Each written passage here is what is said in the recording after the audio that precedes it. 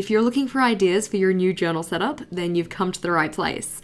In this video, I've got 24 ideas that go beyond just the basics, like an index or a future log, and they're excellent ways to add extra functionality to your journal. Starting on the inside cover, our first idea is a flip out. And while these are great for any information you want to be able to see from any spread in your journal, the one we're going with is a flip out year at a glance. As you can see, this one just flips out to the side so that when you're further along in your journal, you can see the information held on this one. This can be really helpful when setting up your monthly or weekly logs and just being able to check what day of the week specific dates fall on. A very useful addition when you're trying to make future plans. A way that I like to use calendars like this is as a tracker for something that I want to record across a whole year, and you can just mark off on that calendar using a dot marker to say when things did or didn't get done. I totally understand struggling to fill in your yearly collections because we just forget to turn back to them, so a style like this that you can see from any spread you're working on can be really useful. I've just attached this one into the inside cover with double-sided tape, and the calendar itself is a free printable, which is linked in the description box. Flipping forward for our next ideas, and in particular we're looking at the ones stored in this little pocket here. The pocket itself isn't one of the specific ideas we have in this video, but it's a great way to use that awkward first page in your notebook just by trimming down the top and then sticking it along the side and the bottom edge. But our next idea is inside the pocket, and that is making yourself a little template. These ones you can make yourself just by using an offcut from making a Dutch door or a spare piece of paper, or you can get a bit more fancy and cut them out of thicker, more durable material with a Cricut or a silhouette machine. This one I just made from an offcut though by drawing out a few boxes using the dot grid and then cutting out the inside space to leave a hole. To use it, you can just lay it over your journal page and easily mark in where you want to draw things. I'd probably just make the markings lightly with a pencil if you're using a paper one like I have, but it just makes the measuring up process for each layout much quicker. I've in particular put on a 3cm by 3cm square because that's the measurement I use for my monthly log, and a 4cm by 5cm box, which is typical when I make weekly logs. Another idea we have in the pocket is this one, a grid spacing ruler, but this one's done with a twist. This grid spacing guide is separate from the notebook, so you can take it to whichever page you're working on. But rather than just having to hold it next to the page, the edge of this one actually folds over. That way you can tuck the edge of the page into the fold and then line up the folded ruler so that the top and bottom lines align with the dot grid. Then all you have to do is read off the ruler onto the page to put in your markings for the different divisions that you want to make. On this one in particular, I've marked in the halfway, thirds, and quarter marks, but you can add any division that you want to include. I put the vertical divisions on one side and the horizontal on the other, and I've also done it on both sides so that you can use it on either side of the spread. So for instance, this side for the horizontal markings would be best for the left-hand side of the spread, so we can tuck the journal page in there and bring it nice and close to the spine edge of the journal. Whereas if I try and use the same side on the opposite page, I'm gonna have all this extra remaining.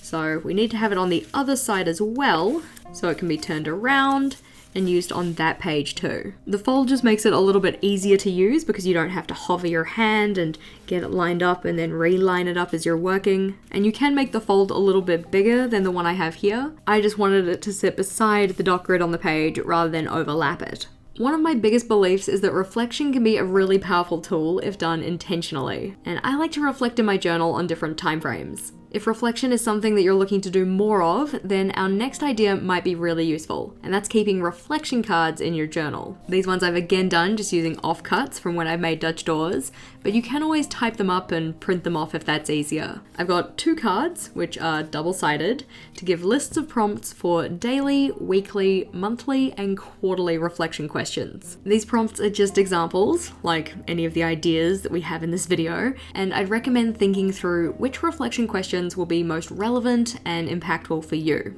if you're going to make your own. Putting those safely back into the pocket though, so we can have a look at our next idea. This one is what I'm calling a flipbook layout. This idea is really a combination of cool to look at and also functional in that you can fit a lot more on an individual page. In terms of structure, you again can just use cutoffs from Dutch doors or separate pieces of paper to make a series of tip-ins that you lay one on top of another. I've just attached these ones in with a combination of washi tape and regular tape, which you might be able to see. Just making sure to attach them from both sides so that they are nice and secure. As you can see though, when you flip through them, you can see the cards from both the top and the bottom. This would be fun to use for some type of weekly task list, or possibly swatch cards. You could use it for notes, or make each of these for a different life area and list out different tasks that you want to get done. Flipping over, and our next idea is great if you have certain habits that you want to build, but you often find yourself getting bored by them. For me, this would very much be any habit related to exercise or movement.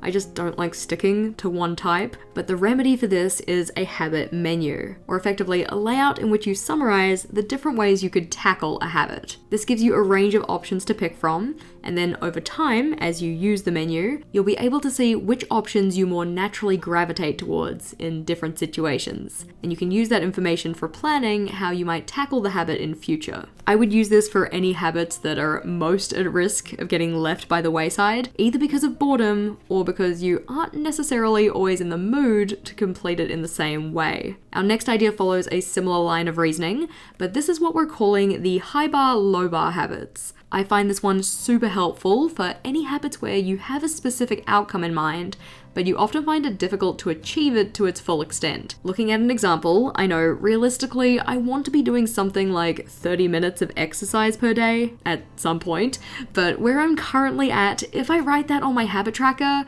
it will get done maybe once a month. Instead, by setting myself a low bar for this habit, or effectively like an easy entry point, I'm helping myself see this habit as something that is much easier. Even though 2 minutes of exercise really isn't that much, once I've gotten started, I'll often continue and end up reaching the high bar. Plus, the low bar gives me partial credit for the days that I really couldn't be bothered, and I just did my 2 minutes. It's honestly done excellent things for my habit building so far, and it's certainly worth a try. Keeping on the habits theme though, our next idea is that of a habit scorecard. If you like to keep track of the same habits each month, this is a simple way that you can see how effectively you've been building those habits. At the end of each month, you just write down how many days you successfully completed the habit in the relevant column. I've got December through to December on this one. The reason for that is so that you can compare the recently completed month to the prior one and see whether your completion went up or down. I've used Zig Clean colored dot markers to note whether it improved using a red dot, or if it got worse using a grey. If the number stayed the same, I just didn't put a dot in. You could also do this on a weekly basis using week numbers rather than the initials for the months of the year, which might be nice to get a bit of a closer look at your habits and help you make adjustments more regularly to improve your completion. As mentioned, the layouts in this video are just ideas, so I would probably give this layout its own page, much like the next idea, which I typically give multiple pages in my notebooks. This one is a future me problems list, or you could also call it a someday maybe list, but this one gets used for things that you know you want or need to do, but it's not necessarily a right now thing.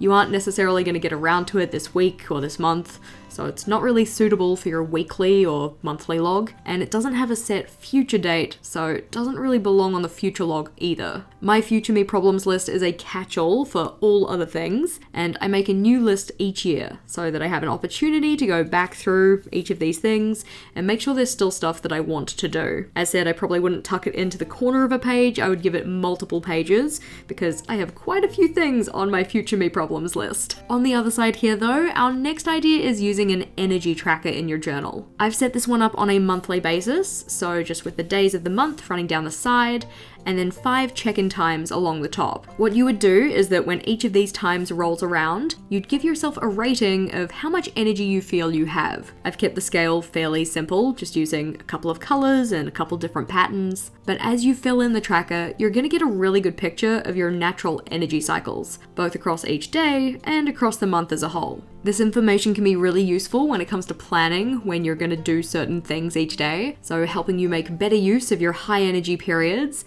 and trying not to overload yourself during the low energy ones. It can also help to have some extra context for the data, so you might want to include some notes attached to each day, possibly structuring the layout a little bit different so that you could write a note in, or what I've done is use some icons and just put them beside the day to represent different things, like good or bad sleep, if you had any particular feelings or emotions during the day that might have impacted your energy. that kind of thing. Flipping over though, and our next idea is that of a trigger list. Now, if you haven't come across the term trigger list before, this one is just a list of prompts that help trigger thoughts when you're doing a brain dump. You effectively just set up small lists in different life areas, and then when it comes to doing a brain dump or a mind unwind, you run through the list and let your prompts jog your memory for the things that you might want to add to the brain dump. While this one is just a small example, we do have a separate video on the channel where we made a full one in my journal, and any videos related to this one are linked in the description box. Down the bottom here though, we have what I'm calling a this or that savings challenge, and the benefits of this one are twofold.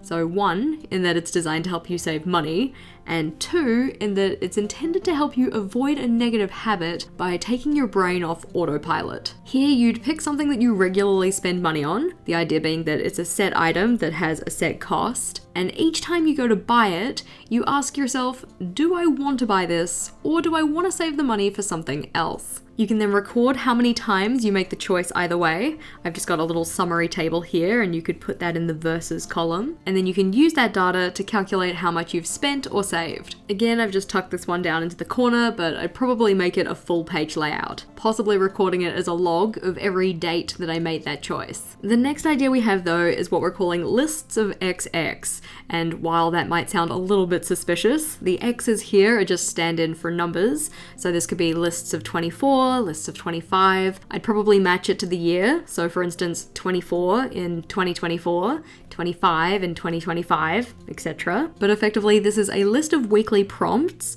where you have a prompt for each week, and then with that prompt, you write a list of 24 things that match the prompt. This is just a fun yearly challenge that you might want to add to your notebook, or possibly if you have quite a few notebooks and you wanted something to use one of them for, this could be a great yearly challenge for that. For each of the prompts, I've got a little tick box so that I could check off once I've written that list, and you don't necessarily have to do them in order either. You could just pick one of the prompts to do any week, but some of them are more suitable for the start of the year. For instance, small goals for the year versus ways that I won the year. Of course, you don't have to make it 20 plus things for each list. You might choose to just do 5 or 10 depending on how you want to tackle the challenge, but it could be a fun addition to your notebook. Flipping over though, we have a very shiny page, and that's because this one is a reusable meal plan. This one's reusable in the sense that we can write over the top of it, either using a dry erase marker or even a permanent marker, but then because it has this book contact paper over the top, at the end of the week we can just erase it and start again. While I've set this one up as a meal plan, you realistically could use it for a bunch of different things, but let's just say on Monday we're having lemon chicken,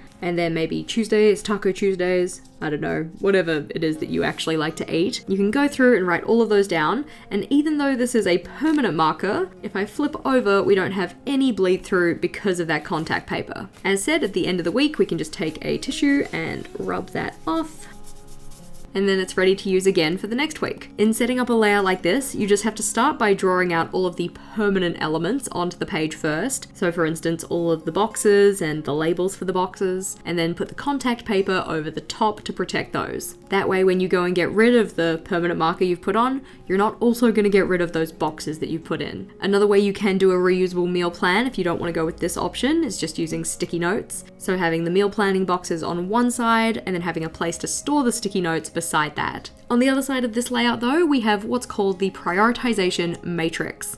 And this one is great for either if you have lots of tasks and you don't really know what to start with, or you can use it for other things that need to be ranked or ordered. So for instance, you could use this to rank your books across the year and figure out your top 10 in order from best to least best. If they made it into your top 10, they're still probably pretty good books. Each of the letters going down on this stepwise matrix represents some kind of task or item. Rather than taking the list of 10 things and trying to think about which one in particular is the most important, instead we put each of those tasks head to head on a 1-to-1 kind of scale. So A versus B, which one wins? A versus C, which one wins? You just do that head to head for each of the things that you have on your list. Once you've decided it on a 1-to-1 scale, then you need to total up how many instances of each letter were filled in on the prioritization matrix. So in this case, F showed up twice, you can see it here and here, whereas something like B showed up 5 times. Once you've done the totaling up though, whichever item has the highest score is the most important. So if this was tasks, it's the thing you want to do first,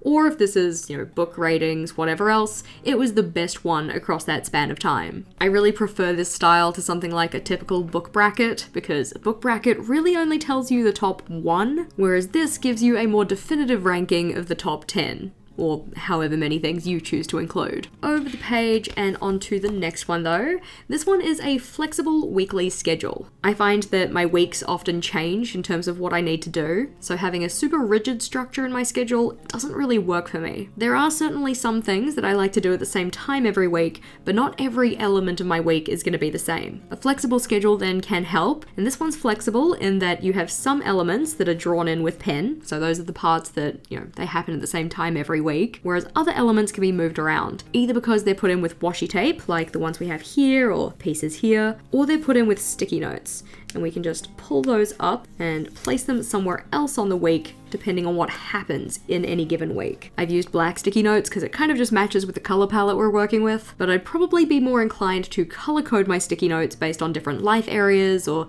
different types of regular occurrence. While a weekly schedule can work great for some people, what I've also found recently is that a fortnightly or bi-weekly schedule can be even more helpful. Especially if, like me, you have certain things that only happen every second week. This can make it really tricky to make a weekly schedule, so working on a fortnightly or bi-weekly cycle can be a little bit easier. The idea with this one is that each day is broken down into 5 rough time blocks, so 5 little dots for each day that you have in the 2 weeks, and then you can specify what you want to do in each of those time blocks. You can either set this one up once as a kind of ideal schedule, or what I like to do is set one up every 2 weeks to kind of see at a glance what's happening across that period of time. I've also color-coded my dots so that anything in red is a work task and anything in black is a non-work task. And depending on how specific you want to get with your color coding, this can show you at a glance how you're balancing your time, which can be really good if maybe working less is one of your priorities. Flipping on over though, our next idea is a recipe for a good day. This one would be a little checklist of things that you want to try and do at the start of each day to set yourself up for success for the rest of the day. I've just tucked this idea into the top of the page, but what I'd probably do would be put it on a tip-in